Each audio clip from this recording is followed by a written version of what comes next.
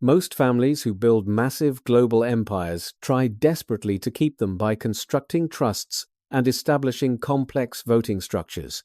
They aim to pass control from generation to generation while protecting the dynasty from dilution. But the Johnson family did the exact opposite.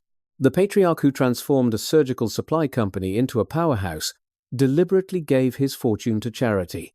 Please comment legacy if you believe true power is invisible. The strategic philosophy of the Johnson & Johnson dynasty was forged in the radical conviction that extreme inherited wealth serves only to corrupt human character.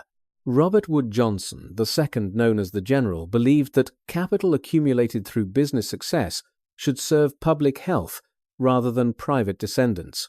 This belief redefined the industry, from mere manufacturing to global healing. He reframed the medical trade by elevating sterile surgical supplies above the archaic and dangerous practices of 19th century medicine. Inspired by Joseph Lister, the family proved that antiseptic standards were the true soul of healthcare rather than a luxury. By committing to this scientific truth, the family built a moat that was intellectual and moral, rather than just purely financial. The General understood that the survival of the enterprise required a total rejection of the mainstream idea of automatic succession.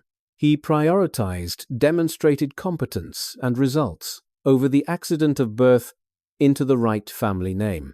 This strategic philosophy ensured that the company would eventually become an institutionalized force for global health that would far outlive the founder's own bloodline. While most dynasties become stagnant by protecting the legacy of the past, the Johnson family focused on the technical future. They transformed surgical dressings into a diversified healthcare conglomerate, serving markets around the entire world.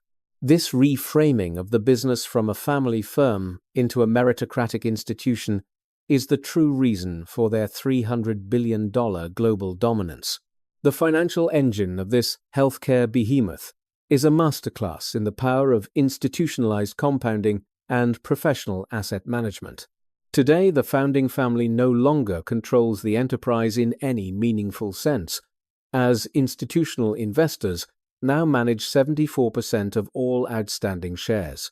This transition from family control to institutional hegemony has created one of the world's giants. Asset management giants like the Vanguard Group and BlackRock now hold the enormous influence that once belonged to the siblings. Vanguard holds a stake worth over $200 billion, which allows it to dictate board elections and strategic direction. BlackRock manages over $200 billion in value, focused on the fiduciary duty of maximizing returns rather than corporate heritage. In the year 2025, the company reported nearly $95 billion in revenue, with guidance projecting growth. This massive revenue engine is driven by pharmaceutical innovation and medical device technologies, rather than the consumer products of old. By moving from the emotional attachments of founding visions to the cold mathematics of fund management, the company reached records. The family collective insider ownership of 0.19% is statistically negligible compared to the giants that hold power. While $700 million is significant by any normal standard, it is a rounding error in this corporate governance. This financial machine is now voted by asset managers who have no particular interest in the legacy of the founders. This engine is powered by operating leverage, where pharmaceutical division growth of 13% provides the fuel for massive expansion. The company seeks to maximize shareholder returns in high-growth sectors like life-saving medications and robotic surgical technologies. This strategic move away from slower retail sectors ensures that the financial machine remains the most valuable player in global healthcare. The crucible of the Johnson dynasty began not with harmony, Jung with sibling rivalry and a partnership that once collapsed. In 1883, the younger brothers actually quit their eldest sibling's firm to establish a direct rivalry in trade. Only when Robert saw their success did he reunite them by infusing capital in exchange for the controlling interest power. This early failure of unity was the dark night of the soul that taught the family about power concentration limits. Robert Wood Johnson, the first, established a pattern of familial consolidation that would define the next 77 years today. The brothers had to analyze this friction to build a business that could survive the controversies of 19th century medicine. They faced a world where surgeons considered hand-washing an unnecessary affectation and operated in street clothes splattered with dried blood. The crucible of proving the necessity of sterile supplies built a moat of trust with the medical community worldwide. This early struggle for scientific credibility became the foundation of the entire surgical empire that would dominate the 20th century markets. I would love to hear about your own experiences with setbacks or sibling rivalries in business in the comments below. Do you believe that internal conflict is a necessary fire for building a durable system of wealth and corporate power? Or can a family empire be built on total harmony without the pain of a major fracture in the beginning?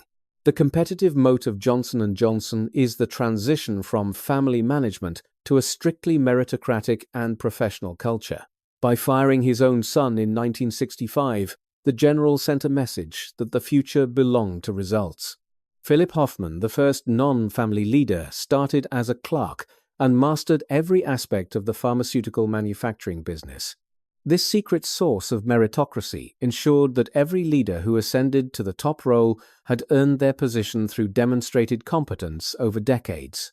The board of directors now includes executives from the highest levels of global banking and technology.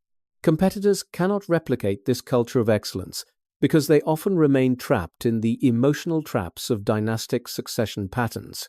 Another significant moat is the strategic spin-off of the famous consumer products division known as the Kenvue entity today.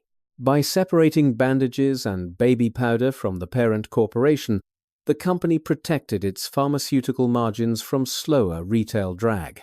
This surgical separation allows the core business to focus on the high-growth medical sectors where they maintain total dominance. The moat is also reinforced by the Robert Wood Johnson Foundation, which manages an endowment exceeding $13 billion today. This permanent monument to the general convictions ensures that his business success serves the public health rather than enriching descendants. By removing the distraction of extreme inherited wealth, the company can focus on the pharmaceutical mission without the family interference.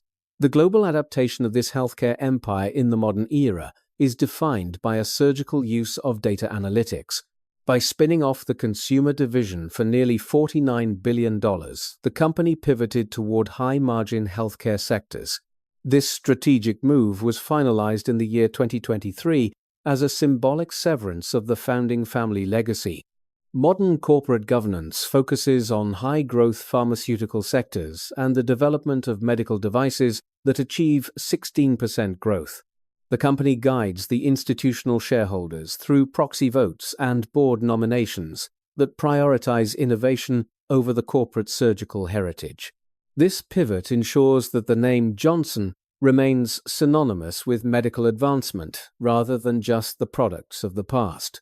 The separation of brands like Band-Aid and Tylenol was a strategic decision to maximize the shareholder returns for investors. These brands were a drag on the corporate margins despite being household words for over 130 years. The adaptation to high-growth pharmaceutical sectors ensures that the behemoth stays ahead of the rapidly changing global health markets. Subscribe to Old Money Habits 7 for more strategic deep dives into the architecture of modern capitalism and global wealth. We explore the invisible structures that reveal who actually controls the enterprises we still think of as simple family companies. Join our community of analysts to discover how true old money dynasties dismantle their own control to save their empires. The legacy of the Johnson family is one of passive wealth management and the pursuit of interests beyond healthcare today. Woody Johnson, the great-grandson of the founder, exemplifies this transition into the leisure class as the New York Jets owner. His wealth is derived from ownership rather than any contribution to building the enterprise that still bears his family name. The general fears about inherited wealth were vindicated by the tragic story of Casey Johnson, who struggled with addiction today. Her premature death at age 30 became a cautionary tale about the dangers of unlimited wealth without any vocational purpose. This tragic outcome is exactly why the general diverted his massive billion-dollar fortune to charity rather than to descendants. Succession at Johnson & Johnson is governed by a meritocratic corporate constitution that has been in place for 60 years. The current CEO earned his position after spending 30 years rising through the pharmaceutical division through his own demonstrated competence. No family members sit on the board or exercise any operational influence over the strategic direction of the healthcare giant. I'm curious to hear your thoughts on meritocracy versus dynastic inheritance in the comment section below this video today. Do you think the general made the right choice by firing his own son to protect the company's future interests? Or did he abandon something irreplaceable when he let professional managers take over the name that his family once built? The architectural synthesis of this dynasty reveals that abandoned empires can be more successful than those kept under family control. By prioritizing public health and professional merit, the general created a permanent monument to his convictions and his strategic vision. Durable wealth is found in the institutionalization of values, rather than the hoarding of shares within a single family tree. From a historical perspective, we recommend that any family building a legacy must prioritize the creation of a corporate creed. Focus on the health of the system rather than the enrichment of the heirs who have not earned their position. Old money habits are about the stewardship of institutions that provide value to the world long after the founder's exit. This content is for educational and reference purposes only, and should not be taken as financial or medical advice today. We are analyzing the strategic decisions of the global elite to improve our own lives through the study of systems. This is transformative commentary intended to help you understand the complex architecture of modern capitalism and long-term wealth preservation. We are grateful for your time and your participation in this community of strategic thinkers and legacy builders here today. Let us learn from the strategic abandonment of the Johnson family to build our own lives on a solid foundation. True security is found in the discipline of the systems that create a lasting human legacy for all of us. The $300 billion empire continues to heal millions of people every day, while the family name remains famous. The general proved that a company with a soul can thrive under professional management if the founding vision remains clear.